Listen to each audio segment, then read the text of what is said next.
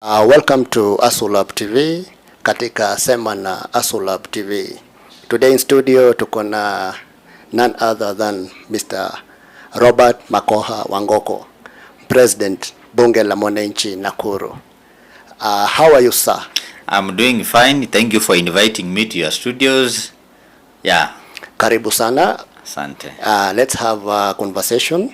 Yesterday we've seen President Ruto visits former President Uhuru Kenyatta in his Ichaweri home in Gatundu. What are your remarks concerning that visit? Okay, first of all, my name is Mr. Robert Makoha Wangoko, who is the President of Bunge la Mwananchi Nakuru County. Thank you for hosting me once again. And concerning the visit by the sitting President, Mr. William Samoei Ruto, to Uhuru Kenyatta's Ichaweri home, my remarks are that we normally say that when a woman loves you and she divorces you, she goes to another man.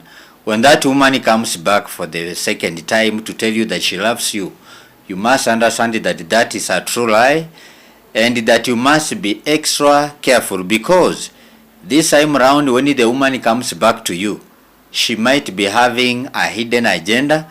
She might be in quest to attain something that befits herself, not you. So concerning William Samoei Ruto visiting Uhuru Kenyatta, a person who went to school like you and me will know that the visit was not genuine, and that the visit is meant to blackmail the former President Uhuru Kenyatta by lying to him that has been forgotten. Truth be told that William Samoei Ruto is still bitter with the former President Uhuru Kenyatta after Uhuru Kenyatta decided that he was going to support Raila Amolo Odinga in the 2022 general election, and anything posing him as a gentleman who has forgiven Uhuru Kenyatta is something which is a blackmail. Therefore, it was wrong. And whatever that the two factions of the two leaders came out to tell us that their main agenda was to talk about the IBC as well as the unity of the nation, that is not what William Ruto went there for. William Ruto went there for a totally different reason, which I'll be telling you. Report shows about MPs. We have some MPs who are totally silent pale bungeni. MP like Oscar Sudi, George Aladwa, they do not speak in parliament. Like for all this time they have been in parliament. What can you say about that? Okay, that is a serious observation that we need to put into consideration and change the face of our parliament. When someone asks you today the role of the member of parliament, just to mention a few, one of the roles is representation. And how can you represent your constituents if at all you are, for example, absent during the sessions in the National Assembly, or you are present but you are mute? That means any bill or a motion that is brought to the House, whether you like it or you dislike it, there is nothing that you are going to contribute. And that means you don't know what brought you to the House. A good legislature who knows his or her work is that one who is ever present in the House, who has ever come up with bills, sponsored a bill, you put it under the floor of the House, your colleagues try to debate upon the bill, and then they reach the verdict. But now if Aladwa, if Arama, if Oscar Sudi and others have never spoken, do you think they are carrying out their role of representation? The answer is definitely not. And do we achieve, if at all we are going to accept all the bills that are brought to the House, you don't want to disagree with any, or you don't want to open your mouth in support of the given bill? Again, the answer is no.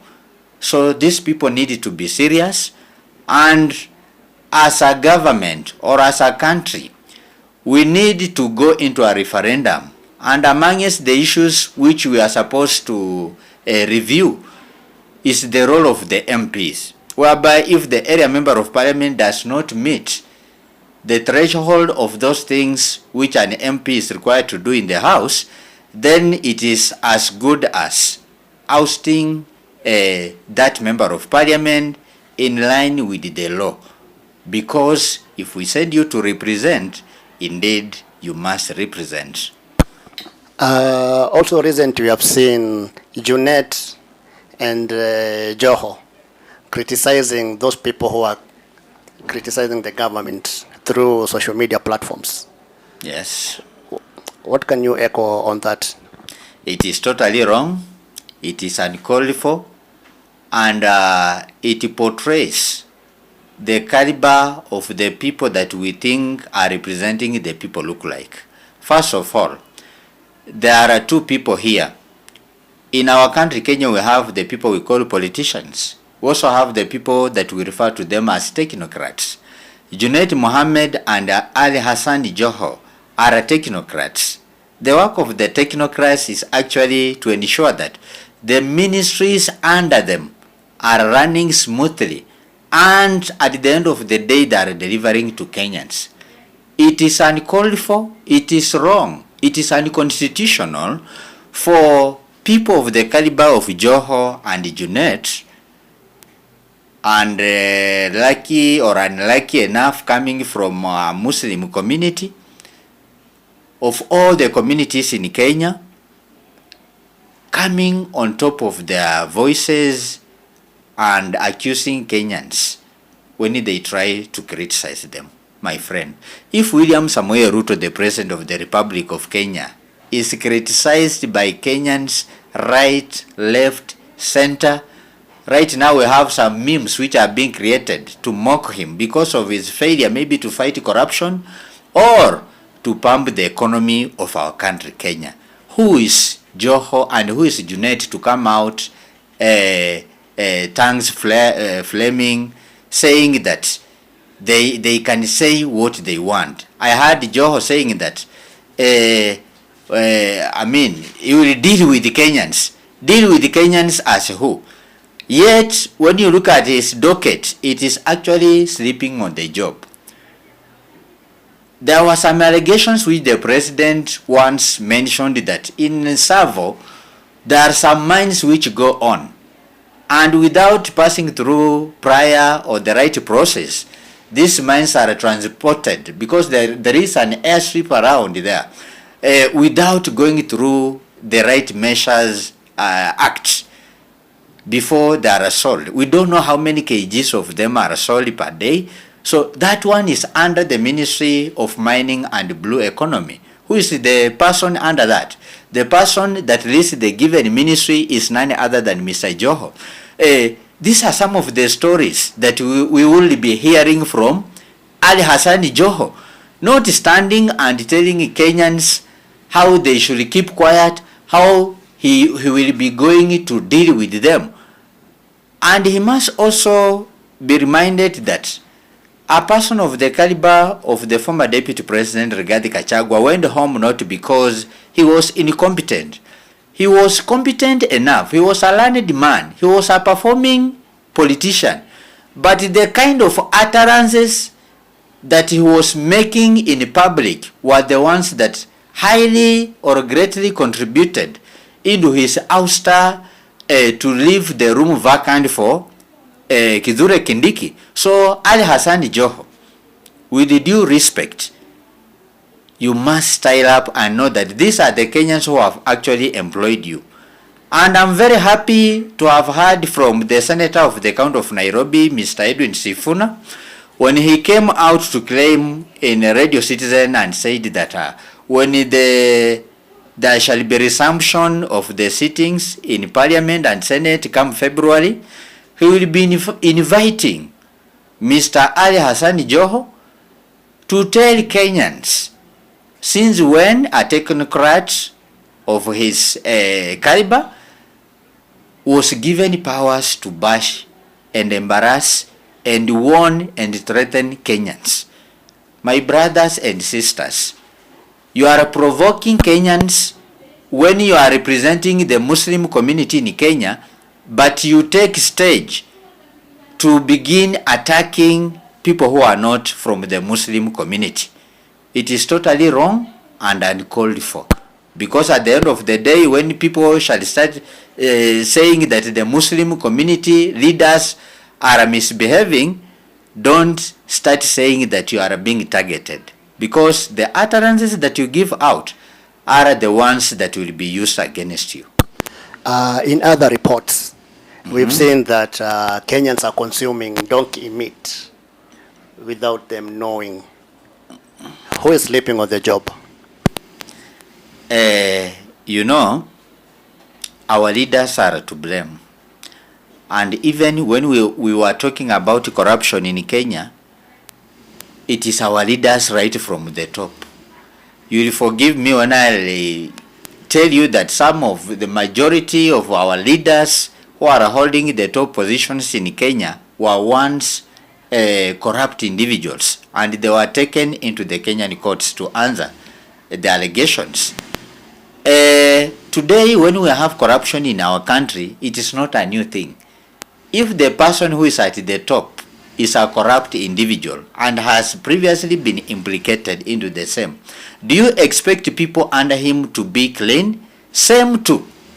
The leaders who should be fighting to ensure that we protect our wildlife, you will not be astonished, or rather be surprised to learn that a good number of them have authorized the trade to go on.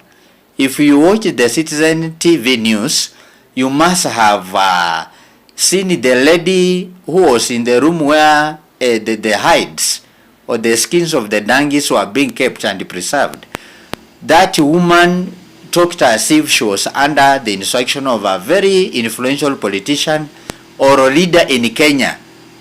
A leader who knows very well that I'm untouchable and nobody can actually touch me.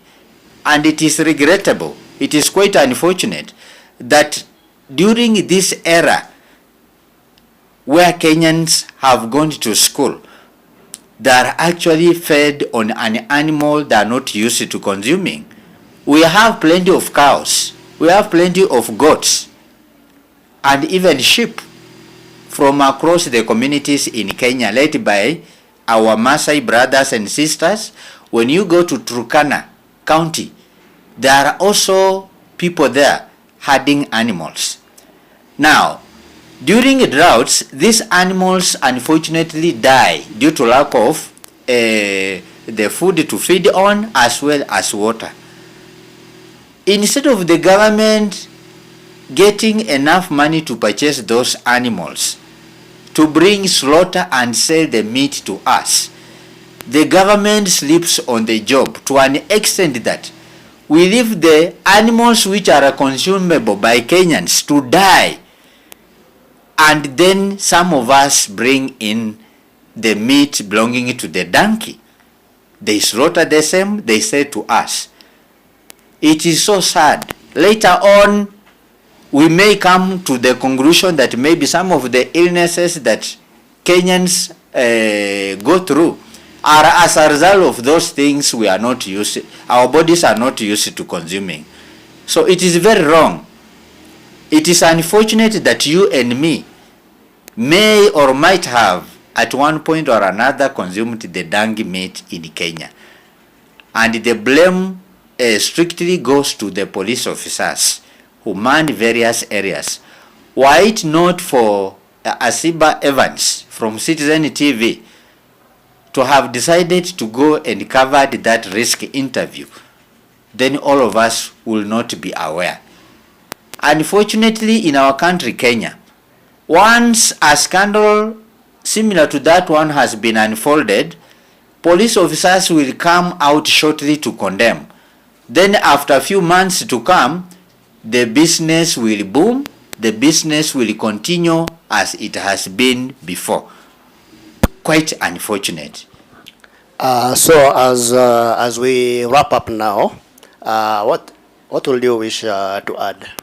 Okay, in addition, I'll have to boost the point that I started with, the point whereby President Ruto visited Mount Kenya. Whereas a few Kenyans who may not understand the motive of our President William Samoei Ruto may be happy, I will wish to inform them that President Ruto went to see Uhuru Kenyatta because of his personal reasons, not Kenyan reasons. Whereas you are lied to, that the president went there to discuss the issue of the IEBC and the unity of Kenyans. That is a true lie. This man went there because he's in a panicky mood as a result of firing Rigathi Gachagua, whom they were elected on the same ticket together. Right now, nobody should lie to you that the Kikuyu community is happy with William Samoei Ruto and other leaders surrounding him. This community is very bitter for the kind of punishment that was meted to their son from the mountain region. Because when you look at the allegations that were leveled against Gachagua, those are the qualities of even William Samoei Ruto. So Ruto went there, and chances are that in a near future he will want to confuse, if not to convince Uhuru Kenyatta to join his government in a different capacity, so that he can consolidate the votes of Mount Kenya region, something which I believe may not yield fruits, because at this juncture, Kenyans have now come back to their senses. It will be very difficult for William Samoei Ruto to bring the mountain behind him, because he has managed to successfully divide the mountain into three. As I'm speaking as the president of the people, on the ground, I've interacted with all the communities in Kenya, people from the various communities, and you will be told that Uhuru Kenyatta has got his supporters from the mountain, Rigathi Gachagua has got supporters from the mountain, William Samoei Ruto too, through some ignorant readers of the caliber of Kimani Ichung'wah, Ruto has got followers in the region. So by doing so, he wants to confuse and convince them to come together so that they can vote for him. He is panicking. Unfortunately, it will never happen from the Kikuyu. Yes, in politics we normally say that never say never. But what we are experiencing and the way which the Gen Z have taken on the social media, it will be so difficult for him to convince them to come together to vote for him. Finally, this is my parting shot. We as the youth of this country, Kenya, it is unfortunate that whereas in the past we used to know that the role of the IEBC was to ensure that there is continuous registration of voters from the period after the election up to the electioneering period. Unfortunately, since Cherera 4 went into exile and some of them resigned, in our country, Kenya, we have never had the office which is functional by the IEBC. When are we registering Kenyans? Yet at the same time, we have been facing a problem of slow issuance of ID cards to especially our Generation Z members. It is quite unfortunate because some of our people have died. We need to register more Kenyans to replace those ones who have actually exited due to natural attrition, but we are not carrying out that exercise. After the public uproar, it is when the Deputy President, Mr. Kithure Kindiki, started telling us that we have injunction court cases where Kenyans are barring the presidency from choosing or nominating the commissioners so that we can have a functional office. It is so sad, and at the same time, the leaders whom the people have entrusted, the likes of Charagei, the likes of Cheriot, the only bills these people are taking to the respective houses is to tell Kenyans that the presidency can have up to 7 years in office, is to tell Kenyans that let us stop the live streaming of the election results, where are we headed as a country? And when we criticize these young people from the Rift Valley, Mr. Murkomen stands to say that the Kalenjin community is targeted. Yes, if that is what it means, that we are going to be led by these leaders, then we have no otherwise but to target that given community until that time the people are going to lead Kenyans to the right direction. Thank you so much, President Makoha. Yes, sir. The president of Bunge la Mwananchi Nakuru. Until next time, adios. Thank you so much and may God bless you. Asanteni sana. Welcome, welcome. Okay.